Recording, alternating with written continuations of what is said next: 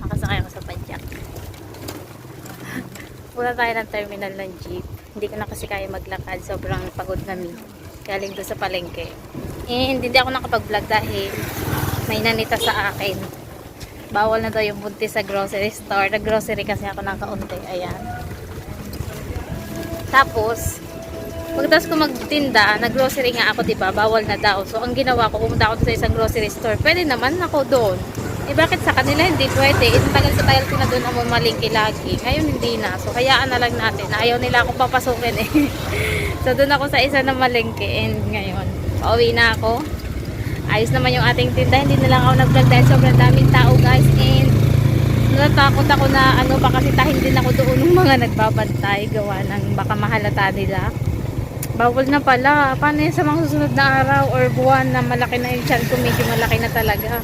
Mahalata na ako lalo. Ay, may jeep na. Baba na ako. Mamaya na lang ulit sa bahay. Ito yung ulam natin tonight. Tonight na nga. Hindi na ako nag-vlog nung pagdating. So, ito yung ating ulam. Binili ko kanina sa palengke, Baguio beans. Dahil ang tagal na natin hindi nakakain ito. Buti nakakita ako ngayon sa palengke. And bumili ako kamatis. Saka yan. Yung ating, gigisa lang yan. Para mamaya, dinner. Kasi kanina pagdating ko, kaya hindi na ako nag-vlog dahil sobrang na bad trip talaga ako pagdating ko. Grabe. Alam mo yun, yung ang dami mong expectation pagdating mo. Pero wala. Walang nangyari. Ang dami mong binilin, walang nangyari. Yung mga batuta, hindi mga nag-aaral. Mga nagsiselfone. Naku po, sinasabi ko na. Alam mo yun, na pag nawala ka, grabe nakakainis. Ang dami kong binilin bago ako umalis. Ang aga ko kasing mga alas 7 siguro nag-aantay na ako ng sasakyan. Gusto ko nga maaga para makarami tayo. Pero ayun naman yung nangyari. Mga naglalaro ng cellphone. Walang mga ginagawa, hindi nag-aaral. Lahat, yung apat, wala. Lahat nandun, nagsiselfone. Pinuntahan ko sa kabilang bahay, may hawak na cellphone, nakatunga nga doon. Mga pinalo ko kasi naiinis talaga ako kanina pagdating. Tapos ang gulo-gulo ng mga gamit, yung mga module nila nakakalat, yung mga notebook, lahat as in, grabe talaga. Nakakagigil. Tapos ayun, medyo na-stress na naman tayo maghapon, pero okay lang yan. Busog-busog naman tayo, ang dami nating pagkain ngayong merienda namin ngayong hapon. Nagluto ako ng kikiam. Tapos, may nagdala sa amin ng pansit and itlog. Tapos, ayun, dire-diretso na ulit yung aral nila kanina. Pero ngayon, gabi na. Mga tumakas na naman. Hindi pa nila tapos yung mga aral nila. Pero ayun, mga nasa kapitbahay na naman sila. Kaya nakakainis. Ako na yung naghugas dito, lahat-lahat, nagligpit. Tapos yung kinaiinisan ko ba, yung pag nagkakape sila, or may kinukuha sila dito na may mga takip katulad nitong sugar. Pagka gumamit sila ng ganyan, hindi man lang nila naliligo na si Papa. Hindi man lang nila ba matakpan ng maayos yung mga langgam nandun sa loob lahat. Di ang tagal ko kanina kakaalis ng mga langgam dito. Sobrang daming langgam sa loob na. Yan ang kinaiinisan ko. Ilang beses ko yung sinabi sa kanila na pagkatapos gamitin, takpan ng maayos. Wala, ganun pa rin. Tingnan mo hanggang ngayon.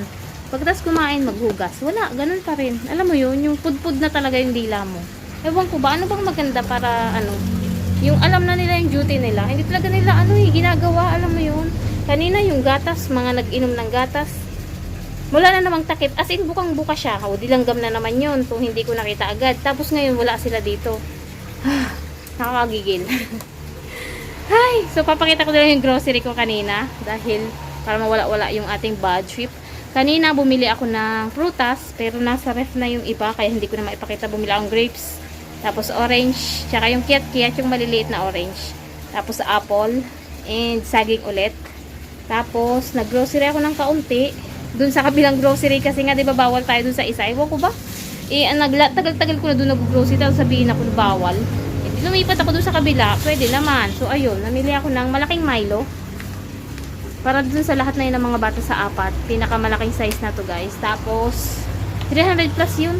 Yung isang kantong Milo, 300 plus. Tapos, bumili ako ito yung kamatis. Yung corned beef, sardinas, ketchup, asukal. Tapos, mga biskwit nila. May itlog pa naman, bawang. Mga kung ano-ano dito na kulang-kulang. Yung ating toyo, suka, mantika. Ayan, lahat. Tapos, ulam-ulam. Ayun, yung ating merienda. Kamote, bumili rin ako ng kamote. Bukas naman na yun pagka tapos na nila dito mag-aral-aral. Tapos nagdala ako ng ibang bayong dito dahil may nag-order sa akin. Hindi ko nga naihatid kasi hapon na. So ito siya. Tapos yung nandun sa baba, ayun, 3 yan. Hindi ko na nga naihatid at sobrang nainis na ako dito. Tapos wala pa akong masakyan papunta doon para maihatid dyan. School din kasi mga teacher yung nag-order niya sa akin sa Duwang Nyog. So ihatid ko sana pero wala. Nag-ano muna ako dito sa bahay. Nag-asikaso. Tsaka ayun, nagturo sa mga bata ulit ng kanilang mga module, magsagot-sagot. Naku, wala talaga. Pag nawala ako, wala lahat. Nga. Nakakagigil, no? Ay, naku. Tapos, nga pala, di ba tayo nagtinda ng bayong? Yung iba, ay pinadala ko na kay nanay ulit sa Laguna. Yung nanay na sinasabi ko na nasa Laguna, nanay yun ni Papa. Biyanan ko. So, siya yung nagmamanage doon sa mga bayong na nagpapagawa. Siya yung pinapadalahan ko, bumibili siya ng materyales. Tapos may mga nagtatrabaho doon na gumagawa ng bayong. So ayun, inuupahan na lang niya. Siya lang yung nagmamanage. Hindi naman siya yung gumagawa talaga. Pinapagawa niya na lang sa iba dahil baka hindi na kaya ni nanay. Matanda na si nanay. So ayun. Mga ano na, mga 2 weeks pa siguro. Papadamihin muna natin. Nasa ano pa lang yung nagagawa 35 pieces.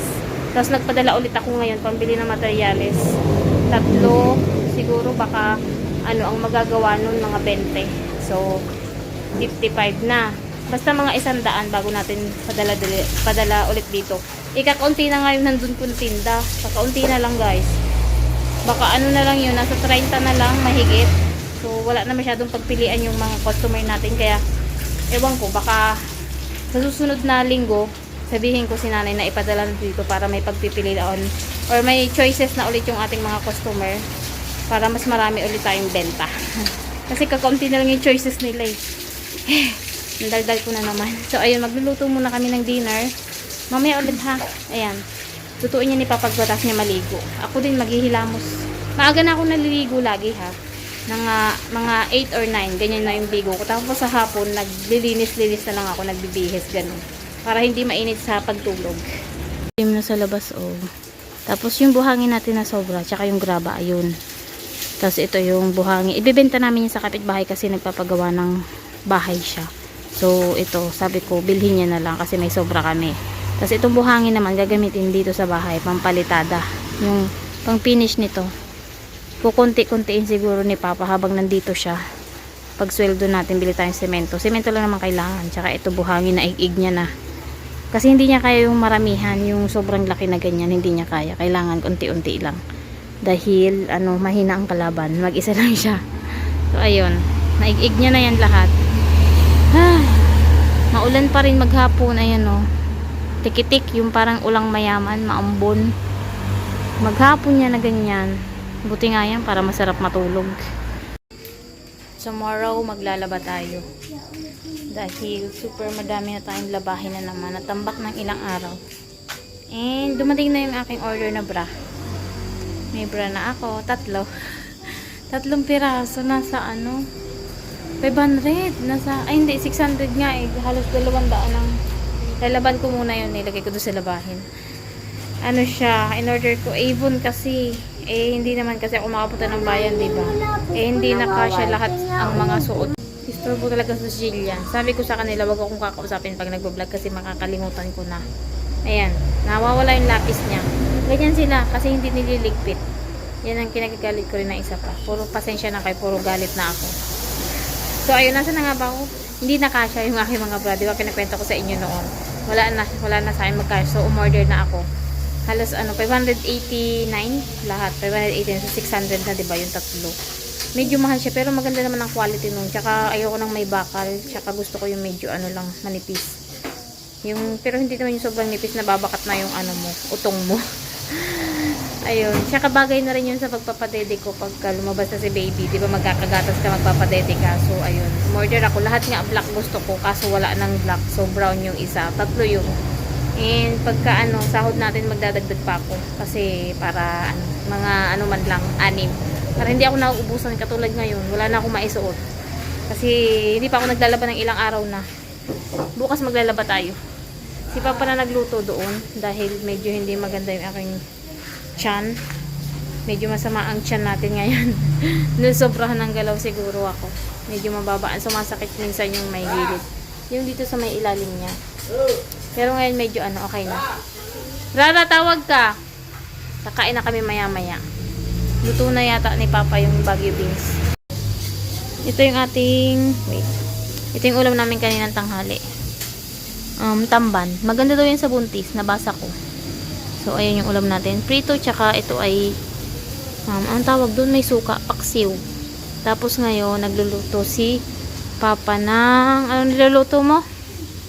Baguio beans. Anong lahok? Kamatis. Kamatis. Kamatis lang. Sibuyas bawang. Oyster sauce pala ilalagay mo, ano? Oyster sauce na lang. Saka ito. Luto na. Yung ating Baguio beans. Tapos nagluto rin si Papa ng kamote na binagkat. Ang tawag nila dyan ay binagkat. Masarap. May asukal. Tapos may kaunting yan. Kaunting, ang tawag dun? Asukal, kaunting asin. Sarap. Sarap niyang panghimagas. Nagustuhan ng mga bata. Tikman ko nga. Ganito sa Laguna ang ginagawa nila. Sa kamote. Sarap. Kain na kami. Konti lang kakainin ko. Busog-busog pa kanina. Daming merienda. Kakain na kami, guys. Nainis na naman ako sa mga batang to. Kakain na kami. And end ko na yung vlog dito. Para makapag-edit na tayo. Makapagpahinga na. Para bukas ulit. Panibagong araw na naman. Panibagong araw. Panibagong katarantaduhan. Jamil lang ba to? Jamil. So, yun yung vlog natin, guys. Sino nanonood dito kay Simple Race? Malapit na siyang mga anak, no? Alam ko may mga nanonood dyan, alam ko. Pero kung hindi man, well. Si Simple Race ay isang vlogger na galing Australia. Inaabangan ko siya. Tinitingnan ko lang yung mga title ng kanyang vlog kasi hindi ko naman mapanood at wala tayong data. So, ayun. Ngayon, nakapahinga pala siya. Hindi siya nagbablog. Hanggang yatang mga anak na siya. Ngayong October ang anak niya. Mga 3rd week yata. Bago siya mag-birthday. So, ayun. Wala lang. Na-share ko lang. Kasi nakita ko ngayon may post yung kanyang huling vlog. Magpapahinga muna daw siya. So, ayun. I-end ko na yung vlog and thank you so much for watching. Don't forget to like. Sana nag-enjoy kayo sa aking nagagalit na mga salita. And huwag kalimutan mag-subscribe. Kung hindi pa ang notification bell, huwag niyo kalimutan ipindutin. And salamat sa mga nagko-comment and sa mga nandyan lagi na nanonood. Salamat sa inyo. Bye-bye! See you bukas!